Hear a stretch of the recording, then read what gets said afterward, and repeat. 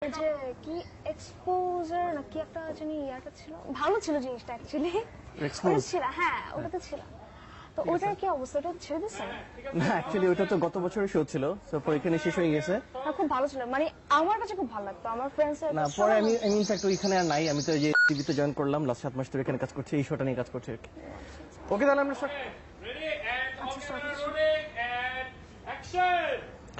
পড়ছি। কেমন আছেন? খুব ভালো আছে, আপনি ভালো? এই তো চলছে আর কি।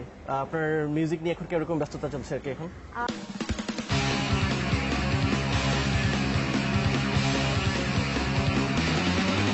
আপনার এই যে কনসেন্স, আমরা স্টেজ নিয়ে কথা বলছি, আপনার প্রত্যেকটা মোটামুটি মিউজিক ভিডিওতে বেসিক্যালি আপনি থাকেন, আপনি নাচেন, বেশ ভালো নাচেন আর কি। আপনি বেশ সুন্দর সুন্দর করে আপনি দুলে দুলে নাচতে পারেন আর কি। তো এই সুন্দর দুলানোর, এই সুন্দর নাচের পিছনে আপনার রহস্যটা কি? আপনি দুলায় নাচি কিনা ওটা তো জানি না।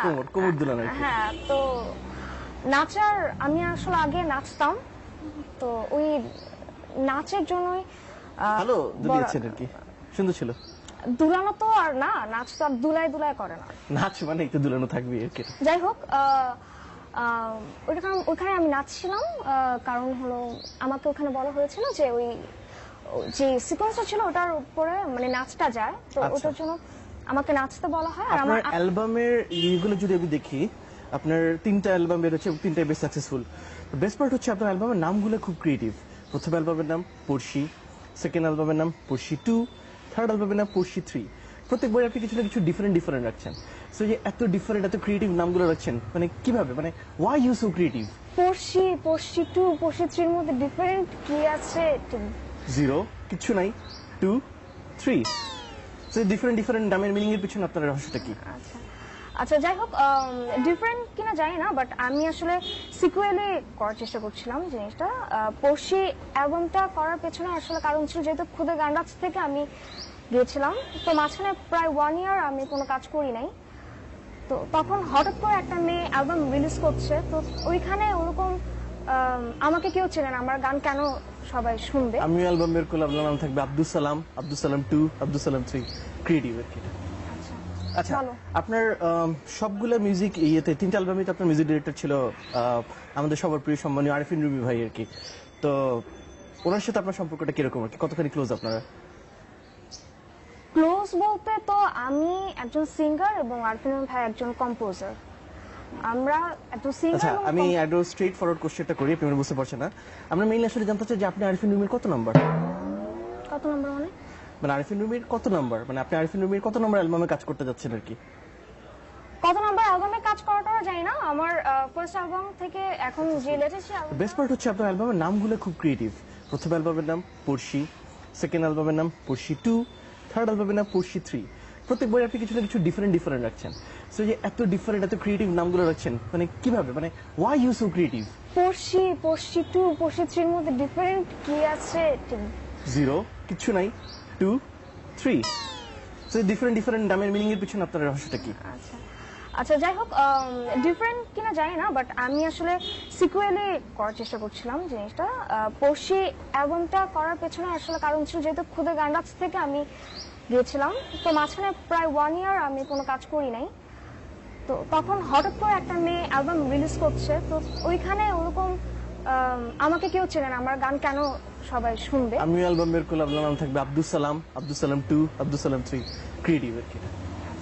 আচ্ছা, আপনার সবগুলো মিউজিক ইয়েতে 3টা অ্যালবামে তো আপনার মিউজিক ডিরেক্টর ছিল আমাদের সবার প্রিয় সম্মানীয় আরিফিন রুমি ভাই আর কি। তো ওনার সাথে আপনার সম্পর্কটা কিরকম আর কি, কতখানি ক্লোজ আপনারা? ক্লোজ বলতে তো আমি একজন সিঙ্গার এবং আরিফিন রুমি ভাই একজন কম্পোজার। আমরা একজন সিঙ্গার। আচ্ছা, আমি একদম স্ট্রেট ফরওয়ার্ড কোশ্চেনটা করি, আপনি বুঝতে পারছেন না। আমরা মেইনলি আসলে জানতে চাই যে আপনি আরিফিন রুমির কত নাম্বার? মানে আরিফিন রুমির কত নাম্বার, মানে আপনি আরিফিন রুমির কত নাম্বার অ্যালবামে কাজ করতে যাচ্ছেন আর কি? কত নাম্বার অ্যালবামে কাজ করাটা জানি না, আমার ফার্স্ট অ্যালবাম থেকে এখন যে লেটেস্ট অ্যালবামটা রিলিজ করেছি, 3টাতেই রুমি ভাইয়ের কাজ ছিল। সামনেও থাকবে ইনশাআল্লাহ। হয়তোবা।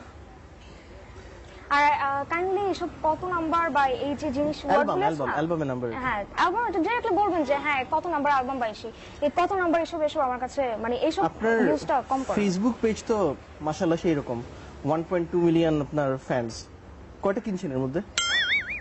ফেসবুক ফ্যান তো কিনা না। আজকাল সবই করা যায়, টাকা দিলে যে বট কেনা যায়। আজকাল তো অনেক কিছুই করা যায়, কিন্তু আমি তো সবকিছু করবো না। আপনি কিনেন নাই? না, আমি কিনে নাই। আমার জাস্ট যেটা দেখতেছেন এগুলো সব রিয়েল, ওটা কেনাকাটার মধ্যে আমি না। ভালো, আপনি দেখি। আচ্ছা, এইসব ফালতু কোশ্চেন ছাড়া যদি কোনো হ্যাঁ ইম্পর্টেন্ট না কোশ্চেন না, আমি থাকে আসতেছি, আমি তাহলে ফেসবুক নিয়ে কোশ্চেনটা করতেছি। তো আপনি তো ঘুমিতে যাওয়ার সময় স্ট্যাটাস দেন, ঘুম থেকে উঠেও স্ট্যাটাস দেন, সেরকম পপুলার আপনি। আপনাদের বাগানের আম, বাহ। তো আপনার আমগুলো তো দেখা যাবে, তো খেতে কেমন আমগুলা?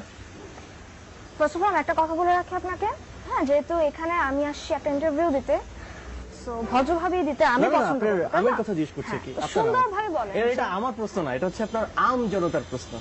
আমরা জানতে চাই যে এই আমগুলা, আপনার আমগুলা খেতে কিরকম আর কি? আম যেরকম হয় নরমালি খাইতে,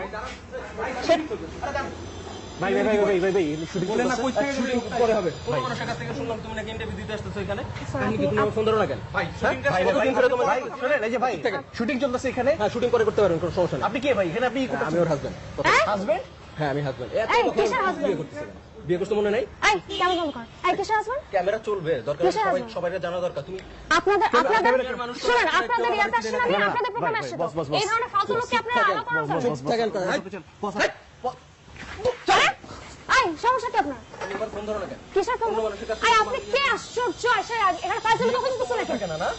মগবাজার কাজী অফিসে বিয়ে করলা, কবে বিয়ে সঙ্গে করছো হোটেলে, তারপরে বাসায় আব্বু মুখে জানাবো বলে চলে গেলা, তারপরে আর খবর নাই তোমার। বছরের পর বছর ঘুরতেছি, তুমি আমার ফোন ধরো না। আমার আপনি বাসায় মুখ ঢুকতে সামলায় দেবে না। কথা বলেন, আপনি কিন্তু মুখ মুখ সামলায় সামলানোর কি আছে? আপনি কিন্তু আমি মুখ সামলানোর পুলিশে দিব, কি আছে? বুঝছেন? উনি যা বলতেছে সত্যি? বিয়ের পর 2 মাস পরে গান বের করছে, অ্যালবাম বের করছে, আনারি তুমি প্রেমে আনারি। কেমন লাগে? বাসায় বলে আসছি যে বউ নিয়ে আসতেছি, তারপরে খালি হাতে ফেরত এই, দিচ্ছি, এই, কেমন এই, লাগে এই, শুনতে? এই যে আমার দিকে তাকাবেন। হ্যাঁ, কিসে কি? কিসে মানে? কিসে মানে কি? হুম? বিয়ে করতে স্বীকার করতে লজ্জা কবে লাগে? বউ? কবে বউ আমি? কবের বউ? কবে? স্বপ্ন দেখতেছেন? মনে নাই? পাগল স্বপ্ন আপনি? কেন হবে? পাগল স্বপ্ন কেন আপনি? হবে? গায়ে চিমটি কাটো। স্বপ্ন কেন হবে? মুখ সামলায় কথা বলেন, আমি কিন্তু লাস্ট বার আপনাকে ওয়ার্নিং কাবিন দিচ্ছি। নামা আইনে দেখাই দিচ্ছি। আনতে পারবেন? এই যে পাবলিক আছে, মিডিয়া আছে, মিডিয়ার সামনে সবাই। আরে গুল্লি মারেন আপনার মিডিয়া, কিসের মিডিয়া? কিসের মিডিয়া? এই ধরনের ফালতু কথা আমার সামনে মিডিয়ার ভয় দেখান? এইসব অভিনয় করে হবে না, এখন বাসায় চলো। আমরা আসার আগে বলে আসছি বউ নিয়ে আসতেছি। আপনাকে আমি লাস্ট বার বলতেছি, আপনি কিন্তু ঠিক মতো কথা বলেন না। এখন চলো। এই, এই, কি মনে করেন, হ্যাঁ? কি মনে করেন? এই, কি মনে করেন? সরি, এটা কি পুরোটা সেটআপ? আপনি রেক্সপোজ যেটা চিনছিলেন, অ্যাকচুয়ালি রেক্সপোজ শেষ হয়ে গেল। আমরা এখন এটাকে এস জুস নামে আর কি করছি। So basically you have been as juice.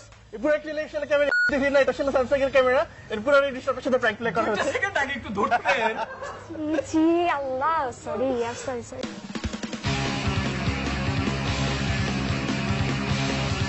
এগুলো মানে না, এগুলো আপনার জন্য স্যামসাং মোবাইল বাংলাদেশের পক্ষ থেকে একটা Samsung Galaxy S22 thank you. বলতে কিছু বলেন ক্যামেরা দিকে? আবার কিছু বলার নাই, আপনারা জাস্ট নিজেরাই বলেন যে হঠাৎ করে কেউ এসে যদি আমাকে বলে, বাট আপনাকে যদি কেউ এসে বলে আমি আপনার ওয়াইফ, কেমন লাগবে? ডিপেন্ড করে মেয়েটা যদি সুন্দর হয় ভালোই লাগবে। It's-